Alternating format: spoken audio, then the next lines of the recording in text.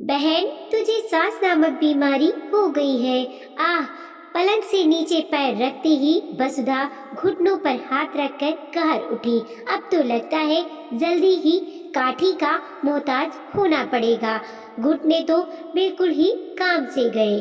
अच्छी भली चलती फिरती थी, पता नहीं क्या हो गया है। अरे, पिछली बार आई थी तब तो तुझे घुटने की कोई परेशानी नहीं थी।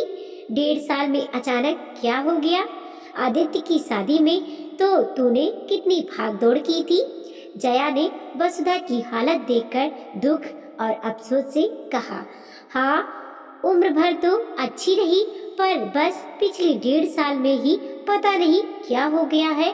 आदित्य की शादी के बाद से ही घुटनों में दर्द रहने लगा और अब तो पलंग से उठकर बाथरूम तक जाना भी मुश्किल हो गया है। दर्द के मारे जान निकल जाती है। इस डर से तो मैंने पानी पीना भी बहुत कम कर दिया है। वसुधा जैसे तैसे बाथरूम तक जाकर आई और फिर पलंग पर लेट गई। तब तक जया लहसुन डाला हुआ गरम तेल लेकर आई और वसुधा के घुटनों की मालिश करने लगी। अरे जीजी, ये क्या कर रही हो? तुम तो बड़ी हो, सेवा तो मुझे तुम्हारी करनी चाहिए। वसुधा संकोच से भरकर बोली। तो क्या हुआ? जब मेरे घुटनों में दर्द होगा तो तुम तेल लगा देना। तकलीफ में क्या छोटा और क्या बड़ा, कहकर जया ने वसुधा के घुटनों की मालिश कर दी। वसुधा के बेटे आदित्य की शादी में दोनों बहनें मिली थी। तब से 1.5 साल हो गया। अब वसुधा ने बड़े आग्रह से जया को 4 से 5 दिन के लिए अपने घर बुलाया था। जया कल रात में ही आई थी। दोनों बहनें देर रात तक बातें करती रहती थी। सुबह के 7 साढ़े 7 बजे थे। जया चाय बनाने के लिए किचन में जाने लगी तो वसुधा ने उसे रोका कि बहू उठकर बना देगी, लेकिन जया अनन फनन में अपनी वसुधा की और वसुधा के पति सुरेश की चाय बना लाई। 7:30 हो गया है, लेकिन बहू के उठने का पता ही नहीं है। यही नहीं कि तुम आई हो तो जल्दी उठकर चाय बना दे। रोज सुबह की चाय के लिए 7 साढ़े 7 बजे तक राह देखते रहो। वसुधा ने उल्हाना के साथ कहा। आज आदित्य की छुट्टी है। 10-20 मिनट देर से भी उठ गए तो क्या हुआ? और भाई, सुबह मुझे जल्दी चाय पीने की आदत है तो मैं तो किसी के भरोसे नहीं रहती। अपनी और उनकी चाय मैं खुद बना लेती हूँ और पेपर पढ़ते हुए या बगीचे का काम करते हुए गरम गरम चाय का मजा लेती हूँ, जया ने कहा।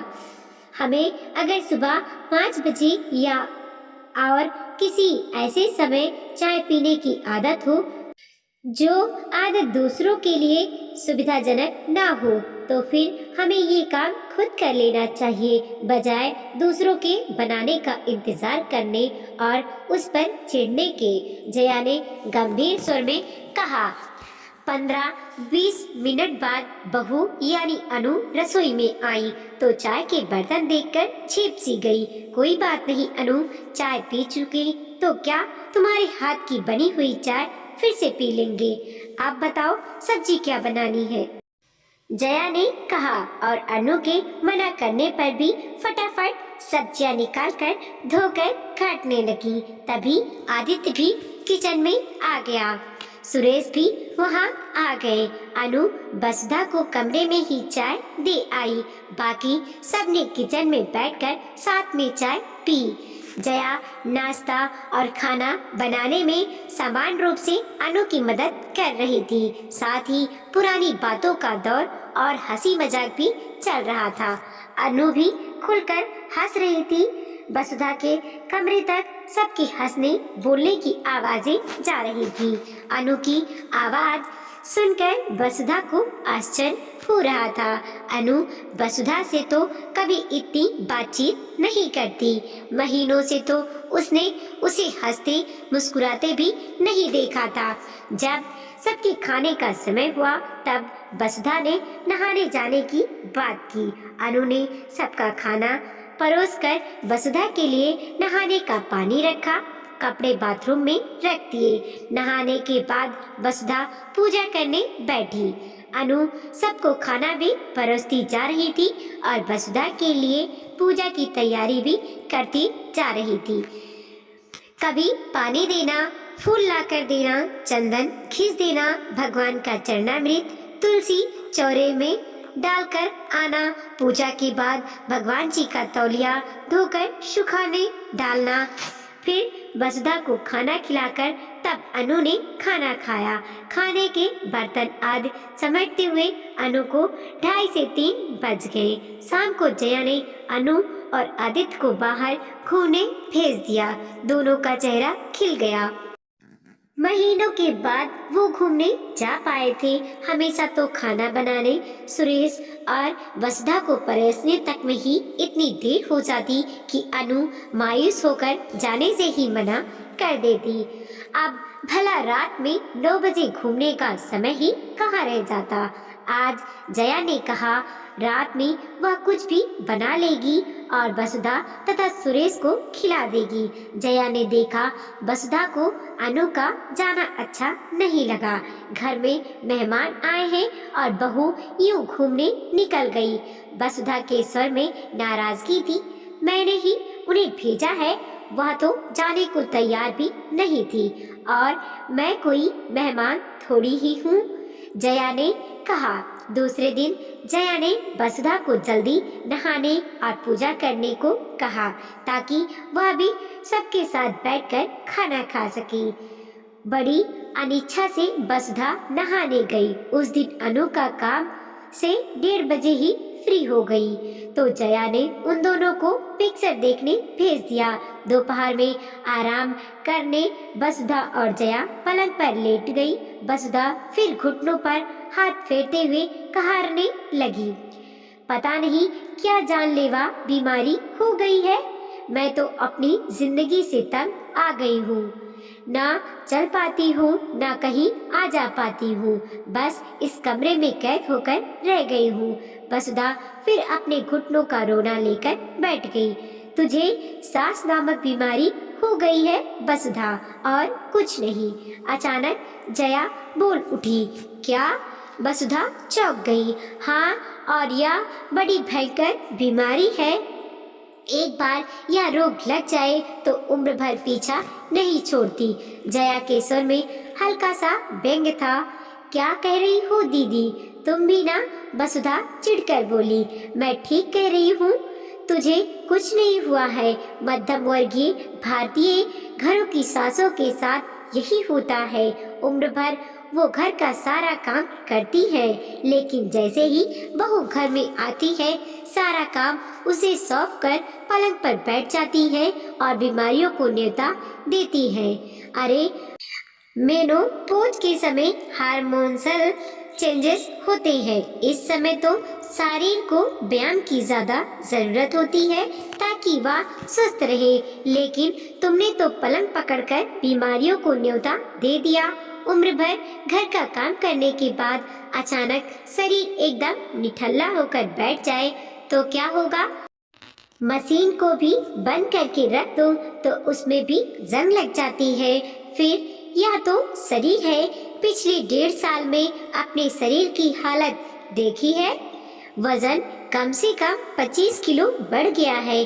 अब घुटनों पर या अतिरिक्त भार पड़ेगा तो दर्द तो होगा ही।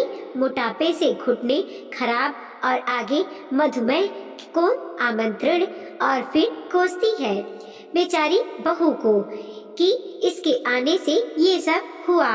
जया ने खरी बात आखिर बोल ही दी। सारी उम्र तो काम में पिस गई, अब इस उम्र में थोड़ा आराम कर लिया तो? अरे, अपनी गृहस्थी अपने ही पति बच्चों के लिए काम किया है ना। सब करते हैं और तुमने कोई एहसान नहीं किया है, किसी दूसरे के घर का काम तो नहीं किया है ना। जया ने उसे डांट लगाई। हमारी सास भी तो बैठी रहती थी, हम भी तो अकेले ही सारा काम करते थे ना। वसुधा कुछ और कहना चाहती थी मगर जया ने बीच में ही उसे रोककर कहा, बस बस, मैं तेरी मनसा समझ गई। वो जमाना और था, कुछ लोगों की सोच संकुचित होती है, लेकिन हम भी वैसा ही नजरिया रखें तो उनमें और हम में फर्क ही क्या रह जाएगा। तेरी सास ने तुझसे काम करवाया, इसीलिए तू भी अपनी बहू से बदला लेगी। या ऊंची परवृत्ति छोड़ दे। मैं तुझसे 4 साल बड़ी हूँ, लेकिन मेरा शरीर एकदम स्वस्थ है क्योंकि मैं घर का काम करती रहती हूँ। बहू को मदद भी हो जाती है और गृहस्थी संचालन में मेरी सशक्ति भूमिका भी बरकरार है। लेकिन तुम्हारी जैसी सास काम में मदद तो करेंगी नहीं। हाँ, पलंग पर बैठे बैठे गृहस्थी पर अपनी आधिपत्य जताकर व्यर्थ विवाद और खींच को बढ़ावा देंगी। सच है, खाली दिमाग शैतान का घर। काम तो कुछ नहीं तो बहू को परेशान करने की व्यर्थ खुरापाती दिमाग में पैदा होती रहती है। पर मैंने बहू को क्या परेशान किया? वसुधा हैरानी से बोली। ये जो देर से नहाना है, देर से खाना खाने बैठना है, इसके पीछे की चालाकी मैं सब समझ रही हूँ, जया ने कहा तो वसुधा ने सकपकाकर सिर झुका लिया। देख, बहू के भी अपने सपने हैं, खाली बैठकर तेरा दिमाग उल्टी दिशा में चलने लगा है। तू जानबूझकर उसे काम में उलझाए रखती है ताकि वह आदित्य के साथ बाहर ना जा पाए। तू अपने दिनों की कुंठा अब उस पर निकाल रही है, यह ठीक नहीं है। किसी दिन अगर वो दोनों अलग हो जाए तो फिर ये घुटनों का दर्द लेकर भी सारी गृहस्थी तुझे अकेले ही खींचनी पड़ेगी। तब उसे मत कोसना, शरीर तो काम करने के लिए ही होता है। रविंद्रनाथ टैगोर ने भी 70 वर्ष की उम्र में जाकर चित्रकारी सीखी और चित्र बनाना प्रारंभ किया। वो अगर उम्र की सोचते तो इतना नाम नहीं कमाते। अंतिम बात करने तक जया का स्वर काफी हद तक संयत हो चुका था। वसुधा सोच में पड़ गई। जया दूसरी ओर मुंह करके सो गई। थोड़ी देर बाद वसुधा पानी लेने किचन में गई।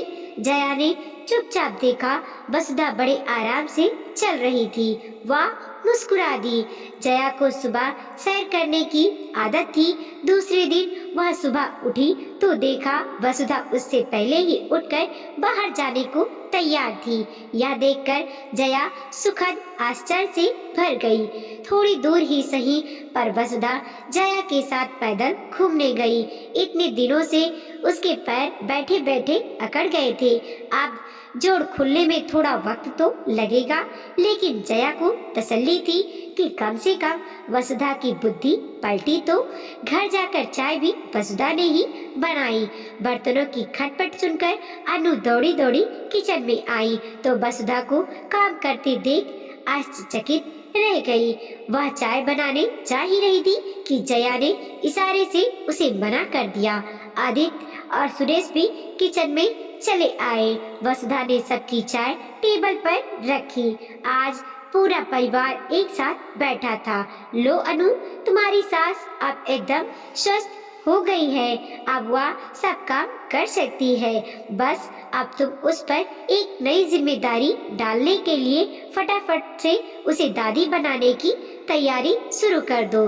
जया ने कहा तो अनु शर्मा गई और सब खिलखिलाकर हंस दिए। वीडियो को लाइक कीजिए, कमेंट कीजिए और अपने दोस्तों के साथ जरूर शेयर कीजिए। चैनल पे नए हैं प्लीज सब्सक्राइब कीजिए और देखते रहिए मोटिवेशनल स्टोरी।